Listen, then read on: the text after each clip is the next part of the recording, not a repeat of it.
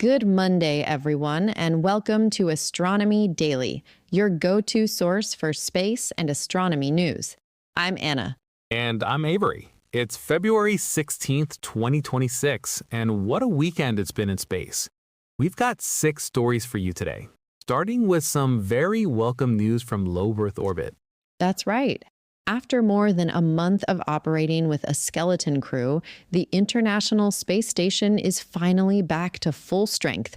SpaceX's Crew 12 mission docked at the ISS on Saturday afternoon, Valentine's Day no less, bringing 4 fresh crew members to the orbiting laboratory. And what a crew it is! We've got NASA astronauts Jessica Meir and Jack Hathaway, ESA astronaut Sophie Adenot from France, and Roscosmos cosmonaut Andrei Fadeyev. They launched aboard a Falcon 9 rocket early on Friday the 13th, the first time NASA has ever launched a crewed mission on a Friday the 13th, by the way. A lucky day after all. The Dragon capsule Freedom docked at the space-facing port of the Harmony module at 3:15 p.m. Eastern Time on Saturday. Commander Jessica Meir radioed up as they approached, and Chris Williams, who'd been holding the fort with just 2 cosmonauts since mid-January, was clearly delighted to see them arrive. You can understand why. The station had been down to just 3 crew members since January 15th, when Crew 11 departed a month ahead of schedule due to a medical issue with one of its astronauts. NASA hasn't identified which astronaut or given details, but it left the ISS short-staffed for a lot longer than anyone wanted. Now, here's the interesting subplot to this mission. The original Crew 12 lineup was different. Russian cosmonaut Oleg Artemyev was originally assigned to the flight, but was abruptly removed back in December. Roscosmos officially said he was transitioning to other work, but reports from investigative journalists tell a rather different story. Right. As we reported last week, according to The Insider, Artemyev was expelled from the United States after being accused of violating international traffic and arms regulations, ITAR as it's known. He was allegedly caught photographing SpaceX engines, documents, and other sensitive technologies with his phone. That's a serious allegation in the world of space cooperation. Very serious indeed. It's a reminder that even in an era of international collaboration aboard the ISS, geopolitical tensions are never far from the surface. Fedyayev stepped in as the replacement, and the mission went ahead. The Crew 12 team is expected to stay aboard through October, making this a slightly longer stint than the usual 6 months. Sophie Adenot has a particularly packed schedule. She's expected to take part in nearly 200 experiments, including testing a development version of the new EVA suit called Eurosuit, which was developed by French companies Spartan Space and Decathlon, along with the Institute of Space Medicine. Testing spacesuits designed partly by the people who make hiking gear, I love that. All right, let's move to our second story, and it's the saga that just won't quit. Artemis 2 and its ongoing battle with hydrogen leaks. Oh, this is becoming quite the drama. So here's where things stand. NASA conducted what they called a confidence test on February 12th, partially filling the SLS core stage's liquid hydrogen tank to check whether newly replaced seals in the fueling interface were doing their job. And the result? Mixed. They encountered a problem with ground support equipment that reduced the flow of hydrogen into the rocket. But the good news is that engineers were able to gather data at the critical interfaces, the exact points where the leak had occurred during the earlier wet dress rehearsal on February 2nd. And from what NASA Administrator Jared Isaacman said during the Crew 12 coverage, the early signs are cautiously encouraging. He said they didn't see the same leaks at comparable periods during this test that they'd seen during the full wet dress rehearsal. That's progress, even if it's not a definitive green light yet. For those catching up, here's the backstory. The first wet dress rehearsal ran from January 31st through February 3rd. They managed to fully load both SLS stages with cryogenic propellant and even got the countdown to the T-5 minute mark. But then the ground launch sequencer automatically stopped everything because of a spike in the hydrogen leak rate. And these pesky hydrogen leaks are nothing new for the SLS program. They plagued Artemis 1 back in 2022, causing months of delays. The mission management team chair, John Honeycutt, admitted this latest round caught them off guard. Hydrogen is such a tiny molecule, it can escape through the smallest imperfection in the propellant system. The February launch window has already been abandoned, and NASA's now targeting March for the earliest possible launch. Engineers worked through the weekend to purge lines, inspect equipment, and replace a filter suspected of causing the reduced flow. A second full wet dress rehearsal is expected before any launch attempt. We'll keep following this one closely. Artemis 2, when it does fly, will send 4 astronauts, Reed Wiseman, Victor Glover, Christina Koch, and Canadian astronaut Jeremy Hansen, on a 10-day trip around the moon, the first crewed lunar flyby since the Apollo era. Now, from the challenges of getting off our planet to the wonders of the outer solar system. Our third story is a real beauty, Anna. Oh, I love this one. Saturn's tiny moon Enceladus, just 500 kilometers across, has been revealed as a giant electromagnetic powerhouse whose influence stretches over 500,000 kilometers through Saturn's space environment. 500,000 kilometers. That's more than 2,000 times the moon's own radius. An international team led by Lina Hadid from the Laboratoire de Plasmas in France analyzed 13 years of data from the Cassini spacecraft, and what they found is stunning. So we all know Enceladus for its water geysers, those spectacular plumes erupting from the South Pole. But it turns out those geysers do a lot more than just spray water into space. The water vapor and dust become ionized, creating an electrically charged plasma that interacts with Saturn's magnetic field as it sweeps past. And that interaction generates these structures called alpha-wings. Think of them like electromagnetic vibrations traveling along a string, except the string is Saturn's magnetic field lines, and they're connecting this tiny moon to the giant planet's poles. The researchers found that the primary alpha-wing isn't just a simple structure. It's threaded by fine-scale filaments produced by turbulence in the plasma.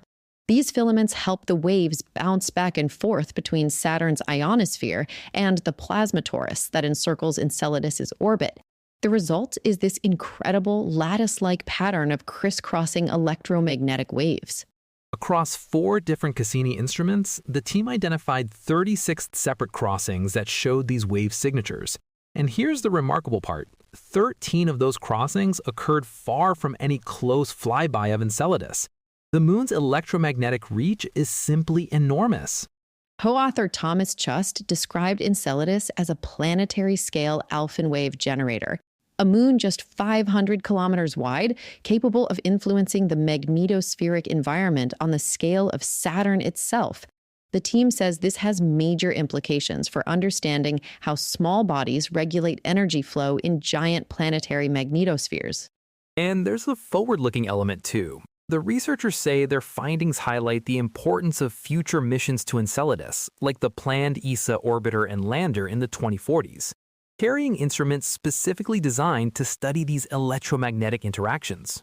From Enceladus to interstellar space now, our fourth story takes us to the ongoing saga of 3I ATLS, the third interstellar object ever detected in our solar system. And today, researchers from the Initiative for Interstellar Studies, I4IS, have published a fascinating new paper proposing how we might actually catch up with this cosmic visitor. The comet is heading away from us now, approaching Jupiter for its closest pass on March the 16th, before it leaves our solar system forever. The challenge is obvious. By the time 3I ATLS was discovered in July 2025, it was already moving too fast for any direct intercept mission from Earth. Even the ESA's planned comet interceptor, sitting ready at the Sun-Earth L2 point, wouldn't have been able to reach it. So Adam Hibbard and colleagues at I4IS took a different approach. They're proposing what's called a solar Oberth maneuver. The idea is to launch a spacecraft in 2035 that would first swing past Jupiter for a gravity assist, then plunge close to the Sun, firing its engines at the closest approach to maximize the slingshot effect. This would hurl the probe out of the solar system fast enough to catch 3I ATLS. The downside, a 50-year flight time. But the researchers argue it's worth it. Every interstellar object that passes through is a message in a bottle from another star system. The science return from a close-up study would be extraordinary. And there have been earlier proposals too, including one that suggested NASA's Juno probe could be redirected from Jupiter orbit to intercept 3I ATLS. But with Juno low on fuel and having engine issues, that always seemed like a long shot. 3I ATLS remains one of the most fascinating objects to visit our solar system. Bigger and more active than either Oumuamua or Borisov, it's given us an unprecedented look at material from beyond our stellar neighborhood. Even if we can't catch it this time, studies like this are laying the groundwork for when the next interstellar visitor comes calling. Now, let's turn our gaze back to our own star for story number 5. If you're an aurora chaser, today might be worth keeping an eye on. That's right. There's currently a G1 minor geomagnetic storm watch in effect for today, February 16th, and it's being driven by a combination of factors. First, there's a huge trans-equatorial corona hole directly facing Earth right now, and it looks like an old friend. Observers believe it's the same corona hole we saw back in mid-January, having survived its transit across the far side of the sun and come back around for another pass. These corona holes act like solar wind lighthouses, sweeping Earth with fast solar wind roughly every 27 days as the sun rotates. On top of that, an M1.0 solar flare erupted from active region 4373 on February 13th, launching a coronal mass ejection that's expected to arrive at Earth right about now. If the CME interacts strongly with the coronal hole's high-speed stream, we could see conditions bump up to G2 moderate levels. For our listeners at higher latitudes, think Northern Europe, Canada, and the Northern Tier US states, it's worth checking those aurora apps tonight. Even at G1 levels, aurora displays can be visible in Scotland, Scandinavia, and across the Northern Tier US states. And with the sun now in the declining phase of solar cycle 25, space weather experts say that while big explosive events may become less frequent, coronal holes can actually provide a steadier rhythm of minor to moderate storms. Aurora chasers shouldn't pack away their cameras just yet. And finally, our sixth story is a quick one, but it shows just how relentless the pace of spaceflight has become. SpaceX launched yet another Starlink mission in the early hours of this morning, the Starlink 6-103 mission, lifting off from Cape Canaveral's Space Launch Complex 40. It carried 29 Starlink V2 mini-satellites to low Earth orbit. This was the 10th orbital flight from Cape Canaveral so far in 2026, and we're not even through February. The first stage booster, flying for its 10th time, successfully landed on the drone ship a shortfall of gravitas in the Atlantic. 10 flights for that booster. SpaceX continues to demonstrate the reliability and reusability of Falcon 9 at a pace that would have seemed extraordinary just a few years ago. Combined with the Crew 12 launch on Friday, SpaceX's 600th Falcon 9 flight. It's been quite the week for Hawthorne. The 600th Falcon 9. That's genuinely remarkable when you think about it. It really is. And that brings us to the end of today's episode of Astronomy Daily. Fixed stories covering human spaceflight, lunar ambitions, Saturnian science, interstellar visitors, space weather, and the unstoppable launch cadence of SpaceX. If you've enjoyed today's show, please do leave us a review on your favorite podcast platform. It really helps new listeners find us. And follow us on social media at Astro Daily Pod for updates throughout the day. You can also check out our full show notes and blog post at astronomydaily.io, where we've got links to all the sources and studies we've discussed today. Until tomorrow, keep looking up. Pull your eyes, everyone.